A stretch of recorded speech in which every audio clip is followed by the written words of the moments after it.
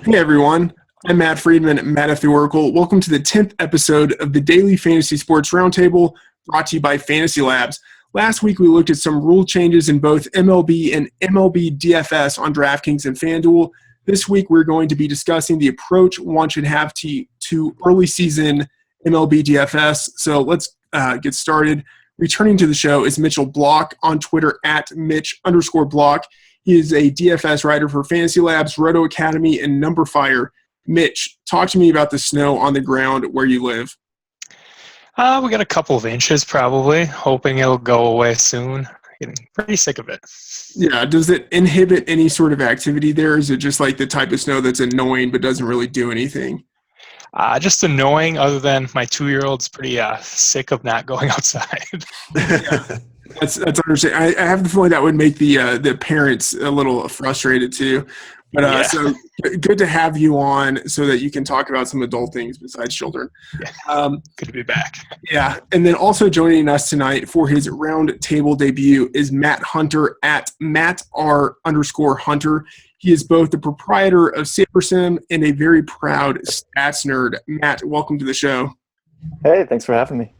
Yeah, it's I have to say I like your site. I was poking around it today. I think it's really fantastic. I'm not into hockey at all, but the hockey stuff that you had on there made me want to get more interested in hockey.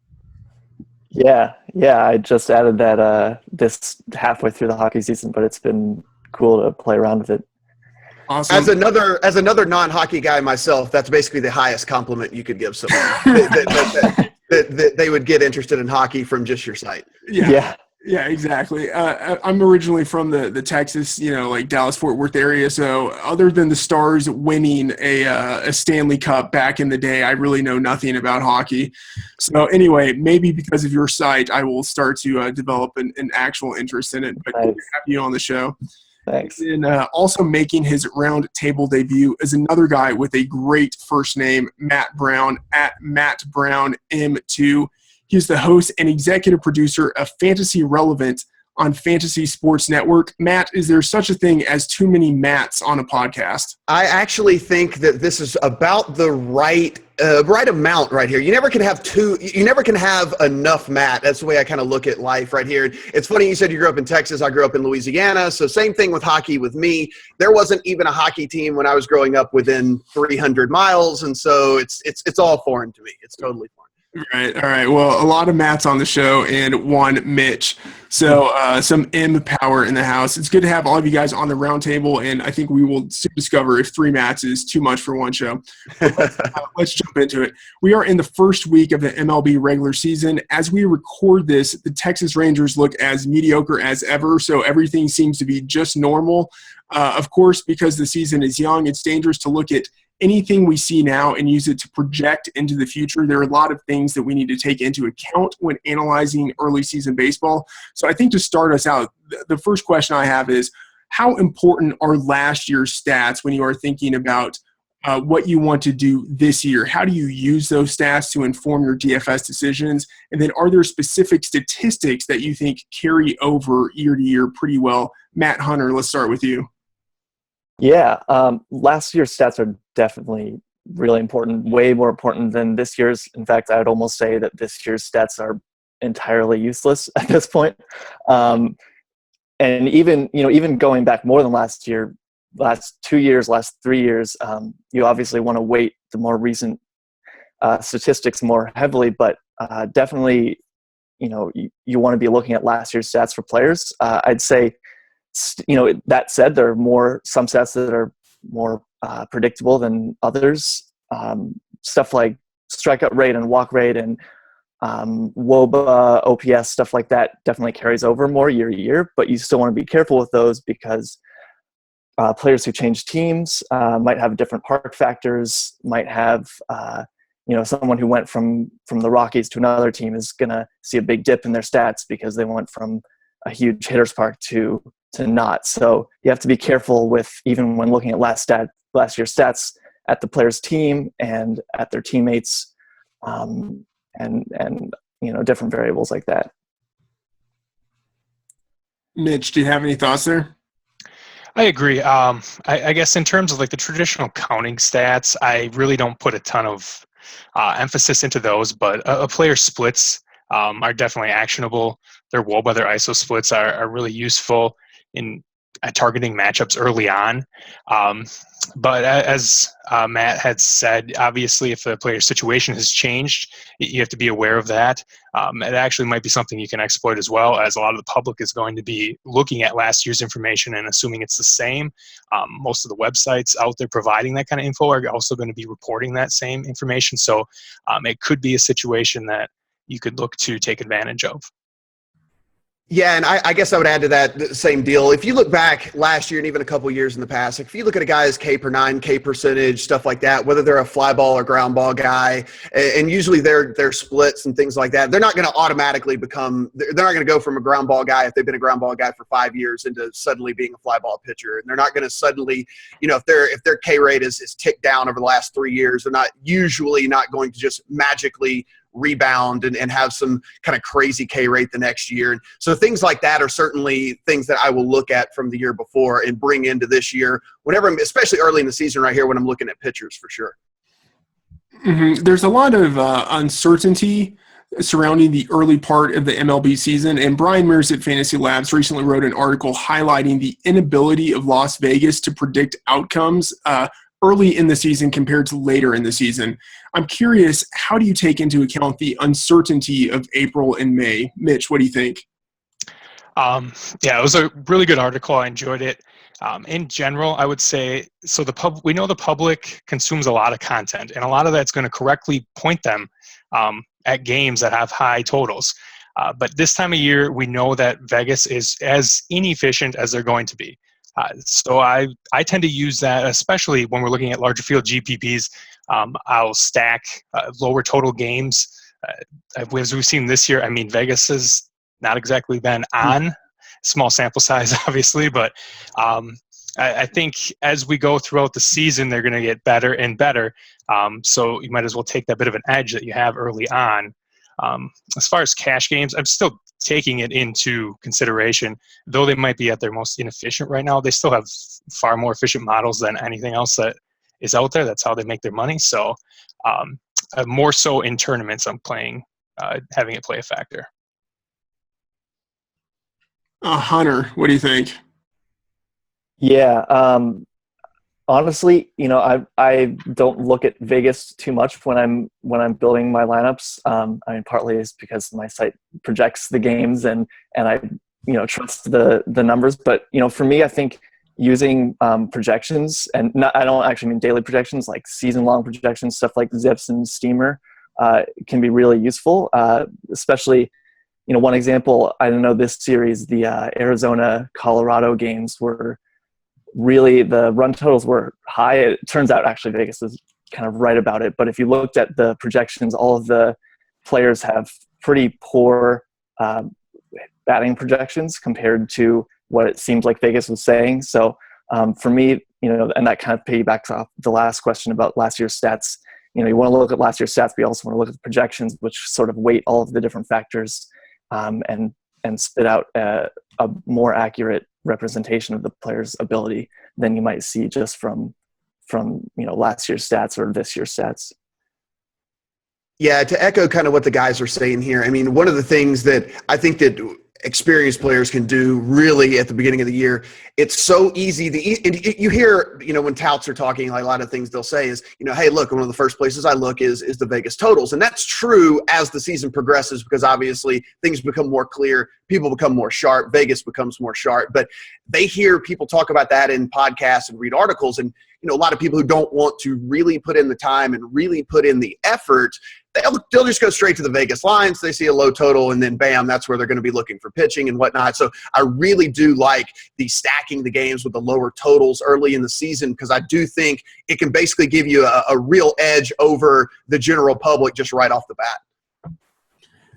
Matt, Hunter, you had mentioned that you look at sort of the yearly projections, but not necessarily the daily projections. I'm curious as to your thoughts on the daily projections and maybe, I guess, the benefit that season-long projections give you over the daily projections.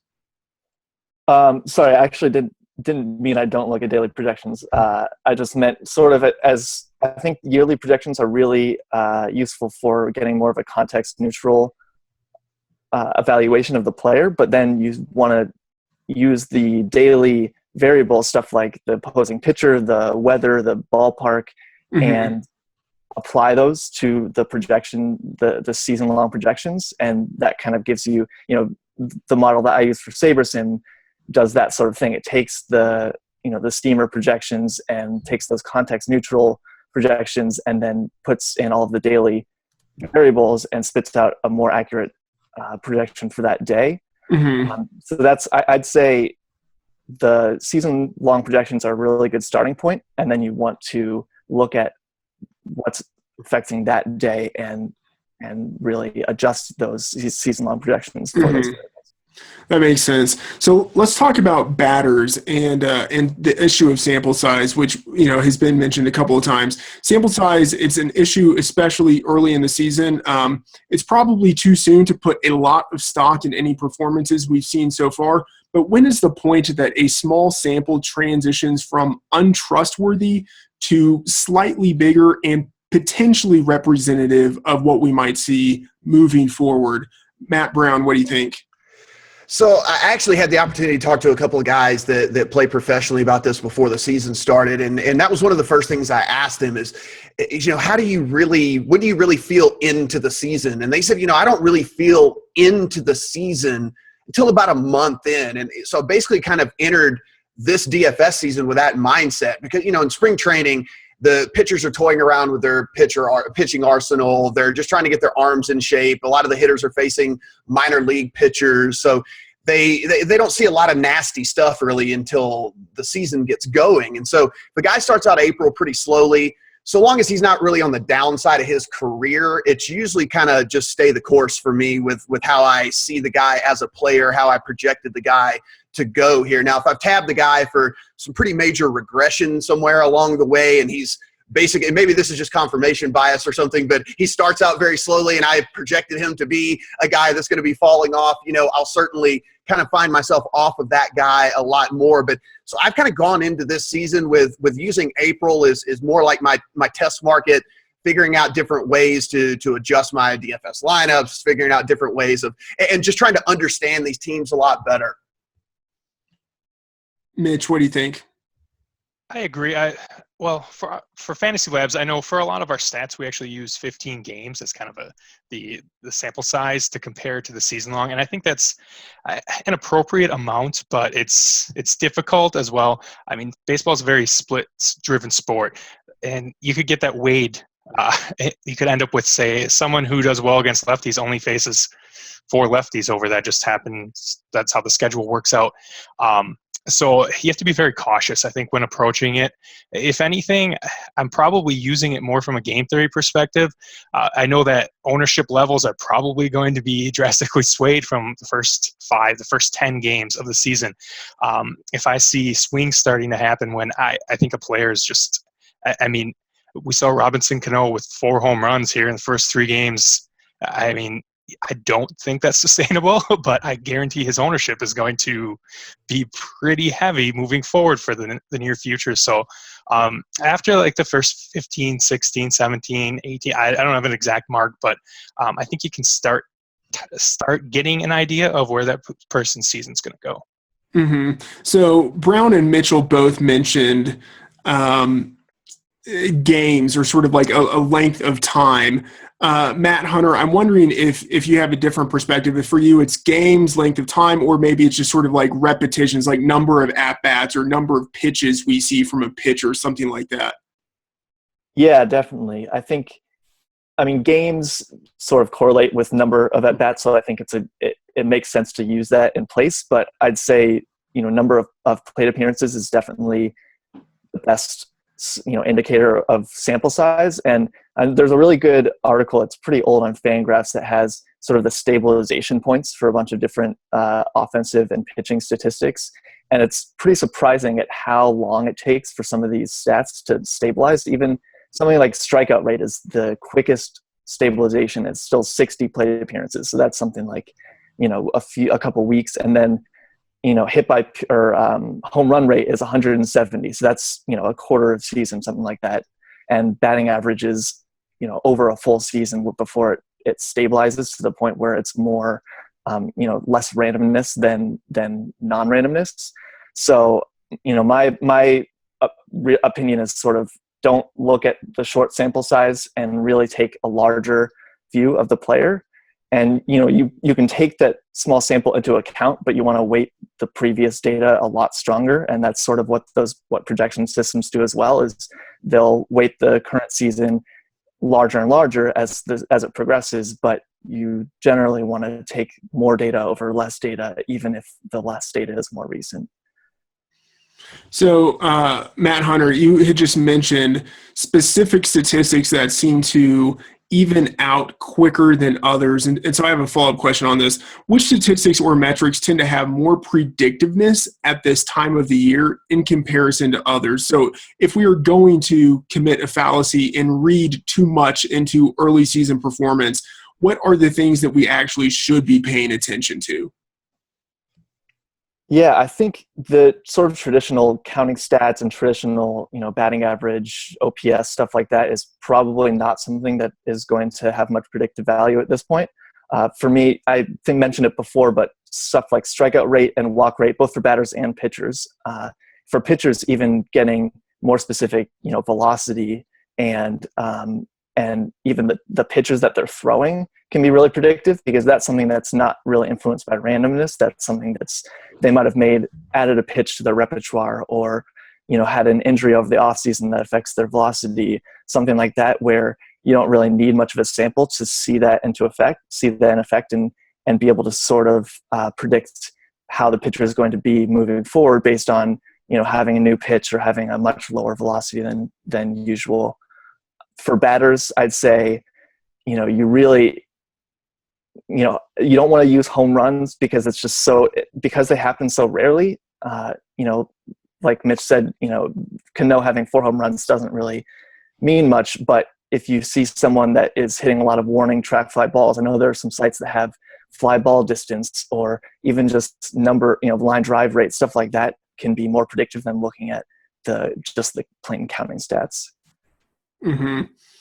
Matt, do you have any thoughts? Matt Brown, do you have any thoughts? Yeah, from a hitter standpoint, really kind of he alluded to right there, I look at hard hit percentage really here at the beginning of the season, because, if a guy is just, a guy could obviously be hitting 100 right now, but if he's smoking the ball and just not finding holes really, then that's something that you can at least say, okay, this guy's seeing the ball pretty well. He's hitting the ball pretty well. It's just not finding places right now. Other than that, that's not really a ton of other things from the hitting side of things that I look at. And, from the pitcher standpoint, I really like the point of, looking really at their strikeout percentage and things like that, because, Kershaw added a changeup all of a sudden, and like now this is crazy stuff going on with him. And so like kind of looking at their pitch arsenal and see what they're throwing for strikes, what their strikeout pitch is and how that's working. I'll look at stuff like that.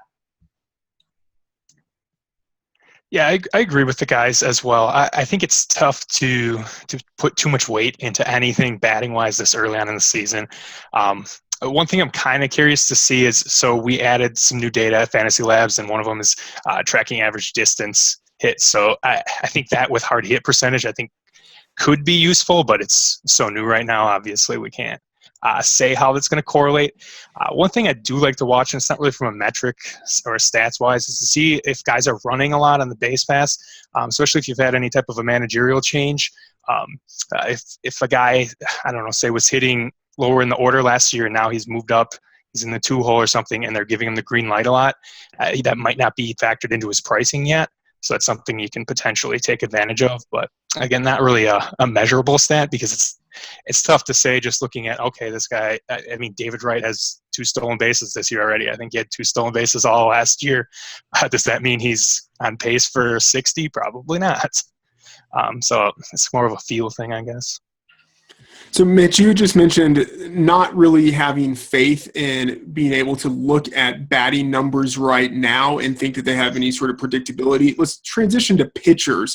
I'm curious how you judge sample size for the position. So in any given let's say for any given pitcher, he has the opportunity to perform many times in a game by throwing the ball. In comparison, hitters have far fewer opportunities per game, but of course they have many more opportunities per week in terms of at-bats. So how do you evaluate pitchers? Per game, per pitch, per inning? Like what is the metric that you sort of cling to?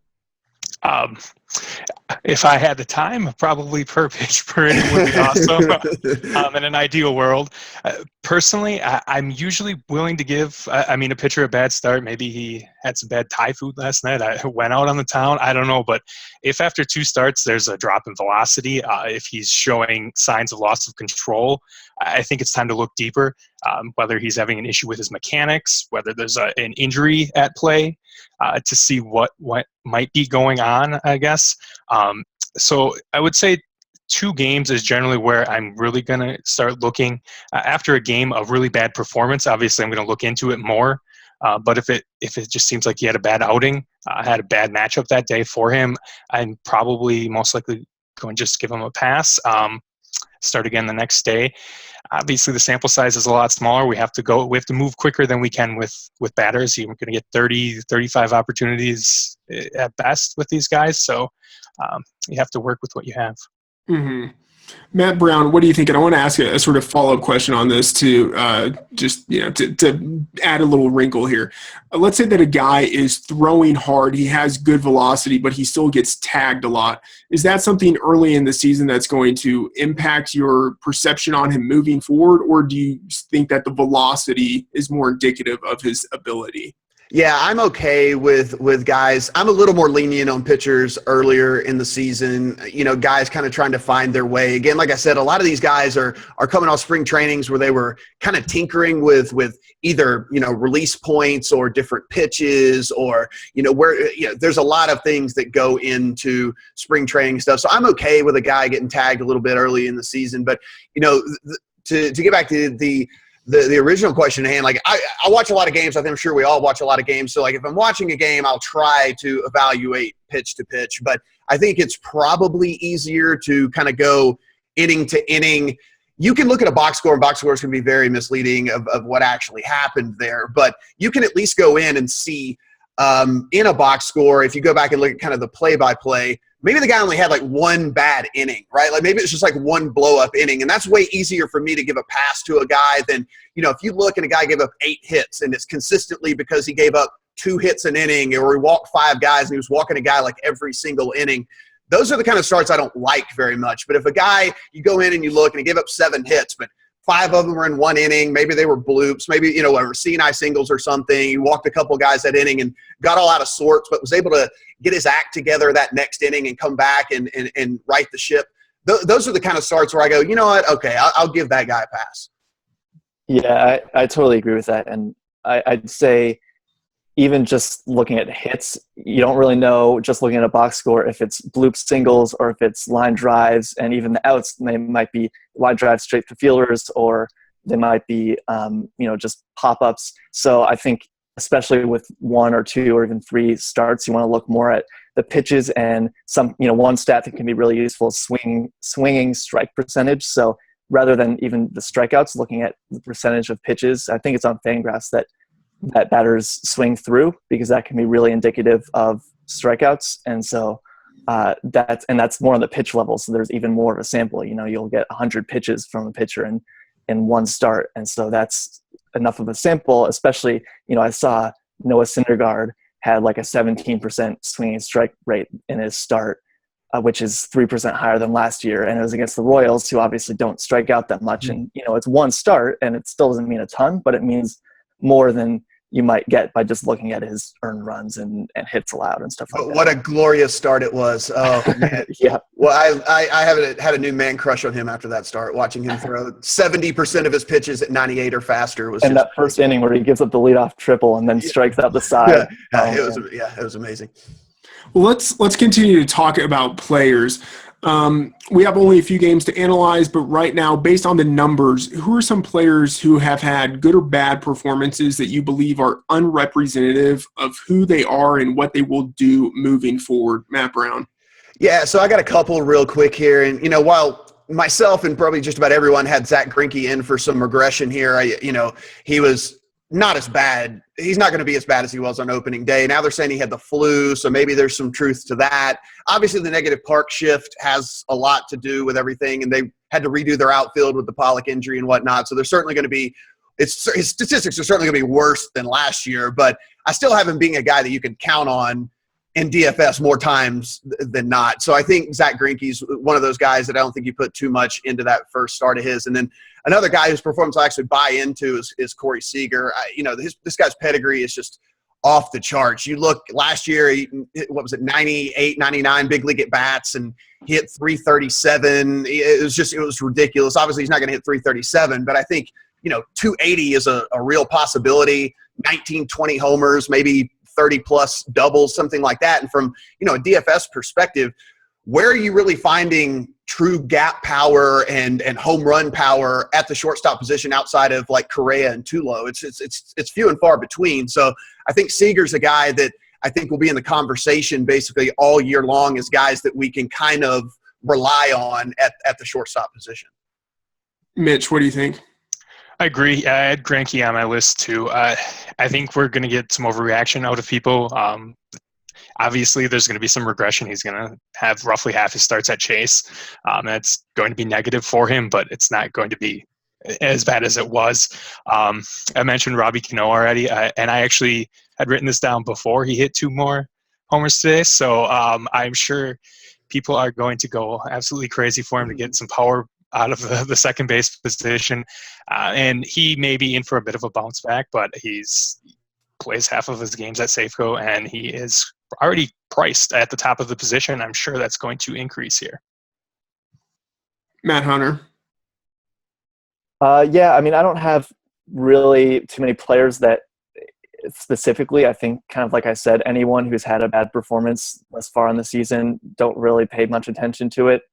Guys like Greinke or any other pitchers that have, one bad start, just ignore it. It's such a small sample that you really want to see how they do moving forward. If Greinke has another bad few starts, then you might want to look into it. But really any guy who's done well or done badly, you kind of want to not take it too much into account, especially because for DFS, a lot of the players are going to be looking at those streaks and not playing Greinke next time because he did badly, or playing someone because he did well. So you kind of want to ignore that and just go with what you knew before the season.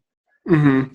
Well, Matt Hunter, I want to push you just a little bit on this. Similar question, but coming from the other direction. If you say that we want to sort of ignore or not give too much priority to guys who are playing really well or really poorly, I'm still going to ask you to examine it a little bit. What are some early season performances that you think could signal an actionable trend? So something that other people might dismiss as random, but that you think could suggest the possibility of new development. Yeah. This isn't something that people are going to dismiss as random because he's kind of blowing up, but Trevor Story, I have to mention him, the top prospect for the Rockies that has hit 4 home runs in his first 3. I think his first 4 major league hits were home runs, which is the first time a player's ever done that.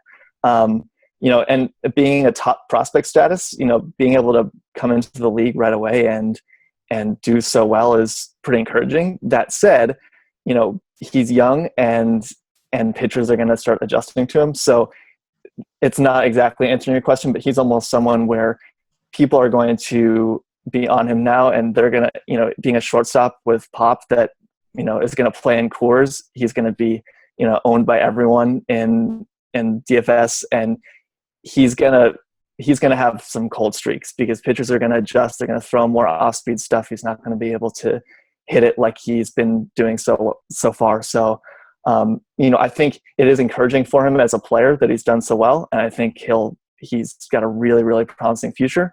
But I'm not sure I would target him for DFS, for GPPs especially, just because he'll be so owned and everyone's going to be playing him. Mitch, what is a development that you are buying? I'm with him on Story, and at this point, I'm actually hoping that he burns everyone so he becomes playable again, because everyone is going to be on him. and it's going to take a string of some bad performances to get people off of them. And even at that, it's probably going to have to be away from Coors because everyone's just going to throw them in their stack anyways. He would be the main player that I think we can take away something from so far this year. There's always going to be a lot of noise early on. It's really tough to differentiate. And I mean, maybe with pitching performances, you can take more away, but I wouldn't say, I mean, we saw all aces for the most part in number 2. So there's not a whole lot that you saw that you weren't expecting so far. But over the next start or two, we might be able to take something away from some of the bigger pitching names that we're seeing. Matt Brown. Yeah, so maybe not an individual performance here, but maybe this is more of just a trend where I think you can probably take away some stuff. And I certainly look into it pretty heavily. And it was mentioned a little bit earlier, is how often either a player or a team is running. So basically stolen bases, attempted stolen bases, or lack thereof, right? So if, especially if a team's under a new regime or something like that. So if you look at a guy, maybe it indicates like a little bit that he's a little bit more healthy. If it's a guy that used to run and then didn't run last season for whatever reason, and then maybe he's running early in the season, maybe he will actually run again because he was just injured last season or wasn't quite healthy or something like that. And then in overall from a team, some managers just like to steal bases more. Some managers just like to be a little bit more risky. And so that's kind of a thing that I think you can pick up on relatively early and kind of see a trend moving forward that it'll be like a full-on thing that you can implement into your DFS strategy. Yeah, I agree with that. And I mentioned David Wright in jest before, but I mean, he is a guy who used to run and he's had some health problems. I mean, he's batting in the 2-hole now, so maybe it's a thing. I don't predict it to be, but it'd be a nice development if it is. But I think stuff like that, I mean, strategic changes that you're seeing more than looking at metrics and different stats this time of year is probably going to be more useful to players. Mm-hmm. Well, let's talk a little bit more about DFS specifically. So everything that we have talked about, how do these factors impact the decisions early in the season for cash games and then tournaments, Mitch? As far as cash games, I wouldn't say I'm altering my strategy a ton early on in the season. If anything, I'm making it more of a priority than usual to go after elite strikeout options. I'm paying whatever it costs in general this time of year because we know what they are in general, if they're a proven commodity, and I'm willing to pay for that floor this time of year. In tournaments, I'm probably a lot more contrarian right now than I will be a month or two from now. And a lot of that has to do with a lot of ownership being pushed by Vegas in ways that I think is exploitable, more than when we get into the season and they become more efficient. So at that point, I might be looking to diversify only a position or two if we start to see more chalky options that I feel you can't win a tournament without. But at this point, I'm willing to stack those lower total games. Yeah, I mean, I couldn't agree more on the cash game side of things. I mean, I think this is just you keep your same strategy. And if anything, you're spending – I mean, as a good cash game player, you understand that, the pitching position is vitally important. That's what the highest floor for you, and that's where you need to basically start your decisions more times than not. And I'm spending up even more than I normally would at this time of year because there's still people who think that they're smarter than you are, and there's still people who want to be cute, and there's still people who think like, oh, but this offense is bad. But yeah, they're bad, but they're still major league hitters, and that's a bad pitcher. So, I mean, like it doesn't make it still a good play. So, I mean, sticking the course for cash games, I think, is definitely something that has been a decision I've made. And then as far as tournaments go, I've kind of been like trying to absorb the hype meter here and figure out if the hype train basically has led to higher or lower ownership. Like I was really specifically looking at the Cubs because that was like the hot team that everyone was talking about. How is anyone going to get these guys out and stuff? And so I'm going to be really paying attention to who is SportsCenter and Baseball Tonight talking about, and who are these sports talk radio guys talking about, and is that going to drive some ownership in these tournaments? Because if so, look, even if I love their matchup, if I think it's the greatest matchup in the history of the world,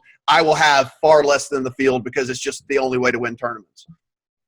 Yep. Yeah, 100% agree with that. And, I think that's the only reason that streaks are important at this point in the season is to avoid those players. And when playing tournaments, that's when you want to look at the streaks, is look at which players are hot and don't play them because they're almost certainly going to be owned more than they should, because people like to try to find trends that aren't actually trends. They might, they like to look at those, 1 week splits that are actually, like Mitch said, just 4 plate appearances, or, batter versus pitcher or whatever. And, it's actually meaningless. And so really you want to stick with the strategy you had before the season, but, avoid those players like Story, like Cano or whatever that you think people are going to target because they're hot or because they've just done really well so far in the season. All right, well, let's talk a little bit about an early season dynamic that we see across a lot of sports. There's often an influx of new DFS players. So for the experienced players, how do you approach the first month or so of the season in order to maximize the benefit of competing against more inexperienced players? And then if you are one of the more inexperienced players, how do you gain experience without losing your entire bankroll, Matt Brown?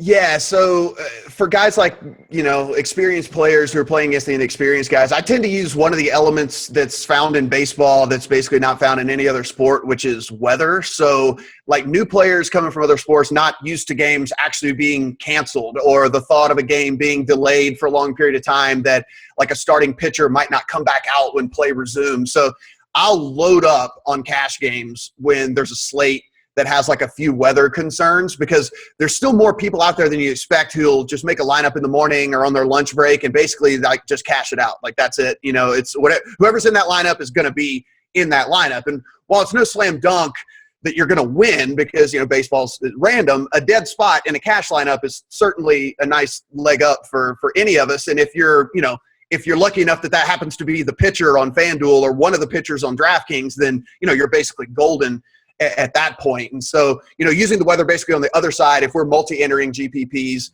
and I multi-enter GPPs. So on questionable weather days, I'll throw a couple teams in there from those risky games, understanding that I'm taking the chance on taking a bagel, across that whole team. But I'm willing to do that because I understand the ownership percentages are going to be so incredibly reduced that it's, if for some reason the game gets in, if that game goes off, that I'm ahead of, 95% of the field. Mitch, what do you think? I agree. And I think it is a little bit sport dependent as well. In NFL, I think for experienced players, you can take advantage of inexperienced season-long players coming in. The first few weeks, you're going to see guys that were high ADP players overdrafted like crazy. They're not going to be paying attention to price matchup. You're just going to see them picked every time. And to a degree, I think in baseball, you can exploit that advantage as well. Going back to, I think Matt Brown had mentioned the fact that people think they can outthink the pitching position. Paying up this time of year, I think, is a great way to make sure you're getting that floor in cash games. Inexperienced players may not understand how important those strikeouts are going to be. They might be willing to roster a guy who they think just has a better chance at winning a game. As far as inexperienced guys coming in, I think bankroll management is very important early on. It's very easy to chase those big money GPPs and throw away a half, 75% of your bankroll a couple days into the season. Take your time, make sure you are playing a little thinner than anything, and just kind of looking at what others are doing around you. Being in those big GPPs and big double ups is a great way to get a look at better, more experienced players' lineups, learn from them, see what they were doing, and what you can kind of try to incorporate into your own strategy moving forward.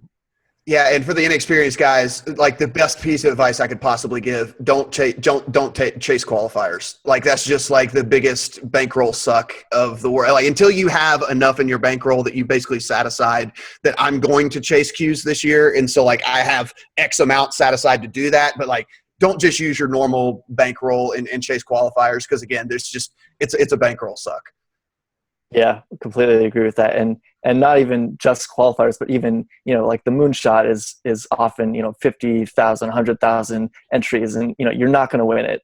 As an inexperienced player, if you put one entry into you're not going to win. And so I think, bankroll management is huge, especially if you're doing those really big tournaments, playing very small amounts. And, the other thing is just remembering that baseball is really random.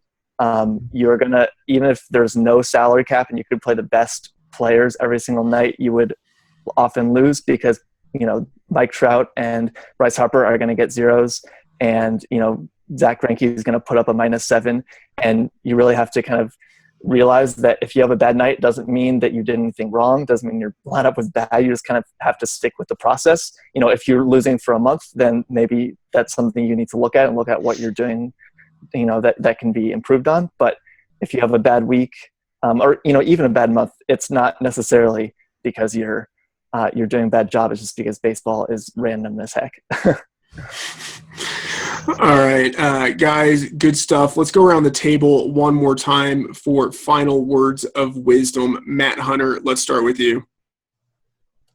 That felt like my final words of wisdom. I think the main thing that I got out of the chat is really don't put too much stock into what's happened so far, and just keep with the process. If you had a process going into the season of this is what you wanted to do, these are the players you like, these are the projections you use, stick with it for a while and see how it works and make minor adjustments, but don't change your strategy because of players that are super hot or because you're not doing well. I think baseball is a process sport, and you really have to use data and use projections and bigger pieces of data rather than just making rash decisions based on recent weeks. All right, Mitch, final words of wisdom. I'd preach patience to the players. If you did your homework coming into the season, if you know that your process, at least to the best of your knowledge, is sound, don't overreact. It's very easy to do. You could blow up everything you've done after a few bad games. So just be willing to stick with it. If it's still not working after, as Matt Hunter had said, a few weeks, a month, reevaluate, but don't go about it right away or you're going to drive yourself crazy. Matt Brown, closing thoughts.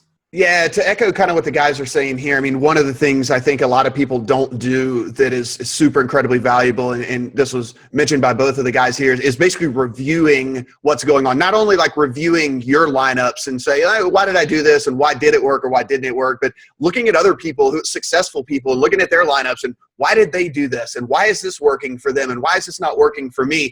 And you can kind of start getting things together that way. So, get a process from that and then trust your process and move your way. I'm not so cocky to think that I know it all. And I think that's the best thing to it. And I think that leads to kind of my final words of wisdom here. It's like, don't let ego play too much of a role in your decision-making. If you need to scale back your normal volume for a little while because you're on a rough patch or you don't really like the slate, like if you don't like the slate that much, if you don't feel confident about your teams that you're putting together, you don't have to play the same amount of volume. You really don't. It's crazy to say. I know everyone thinks that you have to put the same amount of money in each and every single day, but you really don't. And so, if you need to play more cash games than your tournaments because you're having a bad run, do that. Or if you're having a horrible time at cash games and you're somehow binking these tournaments, then shift more your play there. But don't do something just because your ego tells you to do it. All right, awesome stuff. Guys, thank you so much for being on the show and giving us the benefit of your wisdom. We've been speaking with Mitch Block, Matt Hunter, and Matt Brown. You can follow them on Twitter at Mitch_Block, Matt R_Hunter, and Matt Brown M2. And you can follow me on Twitter at Matt F. The Oracle. I'm Matt Freedman, and this has been the Daily Fantasy Sports Roundtable brought to you by FantasyLabs. Thanks for tuning in.